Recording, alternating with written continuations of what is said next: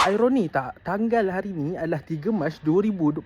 Kalau korang lupa, mungkin korang boleh tengok gambar dekat atas ni, peristiwa yang mengenai hari ni. Hari ni genap 102 tahun khalifah yang terakhir bagi umat Islam, iaitu Khilafah Uthmaniyah, dan khalifah yang terakhir adalah Sultan Abdul Hamid II. Tapi yang kita tengok hari ni adalah kekacauan yang berlaku dekat strata dunia. Dan pula hari ni Ayatollah Khomeini diisytiharkan meninggal. USA dengan Israel dah bersatu, Iran kena serang. Ironi dekat sini adalah apabila umat Islam tu tak ada satu kekuatan. Tidak menafikan umat Islam memang banyak, iaitu seperti di Indonesia, Malaysia, Bahrain, Oman, belah-belah Timur Tengah sana. Tapi korang kena ingat, umat Islam hari ni tak bersatu. Korang bayangkan je, zaman dulu Uthmaniyah tak ada siapa pun nak berani kacau orang Islam. Gambar kat atas ni tunjuk masa tu Yahudi nak pergi beli Palestin, tapi kena reject mentah-mentah dengan Sultan Abdul Hamid II. Even nak masuk dalam istana Sultan Abdul Hamid pun, diorang terpaksa tunduk kalau korang tengok gambar ni. Ini menunjukkan kedudukan Islam masa tu memang digeruni oleh orang ramai. Dan benda ni sangat bertepatan dengan hadis Nabi. Masa tu Nabi cakap umat Islam ni diratah macam makanan. Sahabat tanya masa tu, adakah umat Islam masa tu bilangan diorang sikit?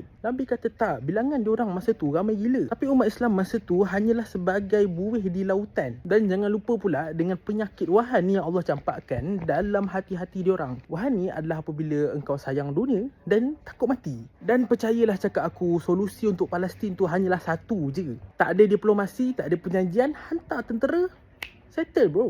Ya, benda tu memang nampak mustahil sekarang sebab masing-masing punya negara pentingkan diri sendiri. Tapi tobat cakap, umat Islam hari ni memang sangat lemah. Even sampai isu kuil dan orang pijak Al-Quran pun kita tak boleh settle. Ini kan pula sibuk nak bebaskan Palestin. Satu jalan je tinggal apabila semua pemimpin Islamnya bersatu dan kita lawan orang kafir. Itu je lah cara jalan dia untuk bebaskan Palestin. Okay, wallahualam. Assalamualaikum.